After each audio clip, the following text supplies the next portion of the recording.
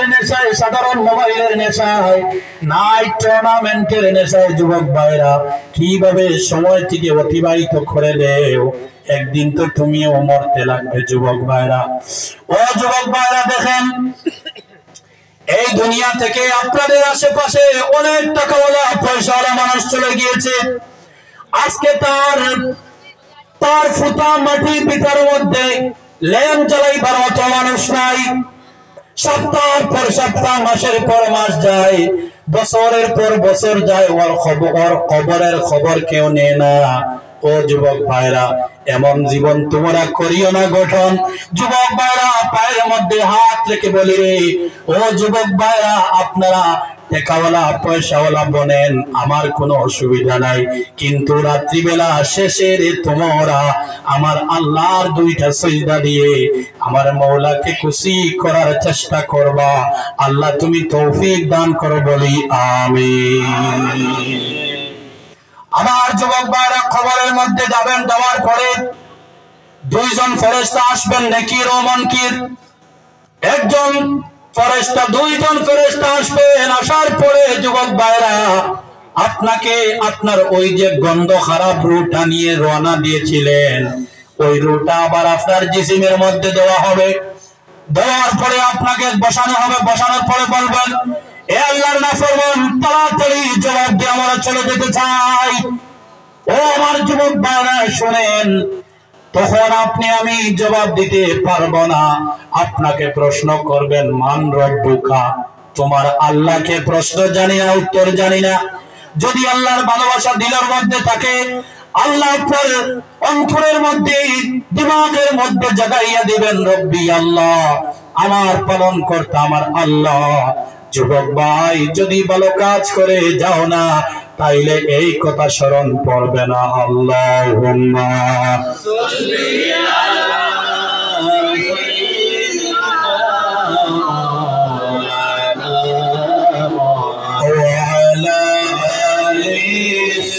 সাইয়্যিদিনা মাওলানা, আল্লাহুম্মা সাল্লি আলা সাইয়্যিদিনা মদনা দিয়ানা শাফিয়ানা মাওলানা, আল্লাহর দোস্ত নূর নবীজি জগত করলেন উজালা। আল্লাহর দোস্ত নূর নবীজি জগত করলেন পাক জবানে পড়লেন নবী লা ইলাহা ইল্লাল্লাহ, আল্লাহুম্মা সাল্লি আলা সাইয়্যিদিনা মদনা বিয়ানা মাওলানা। আমার যুবক ভাইরা বলতেছিলাম, কবরের মধ্যে আল্লাহর ফেরেশতারা প্রশ্ন করবেন, ওই সময় আমরা উত্তর দিতে পারবো না। ওই সময় আল্লাহ রাব্বুল আলামিন বলবেন, রে মায়ার ফেরেশতারা, আমার নাফরমানকে দুজক থেকে একটা রাস্তা ওর খবরের সাথে মিলাইয়া দেও। আমার নাফরমান যেন কিয়ামত পর্যন্ত দুজকের আগুনের তাপ পাইয়া পাইয়া আযাব যেন ভোগ করতে পারে। জোরে বলি নাউজুবিল্লাহ।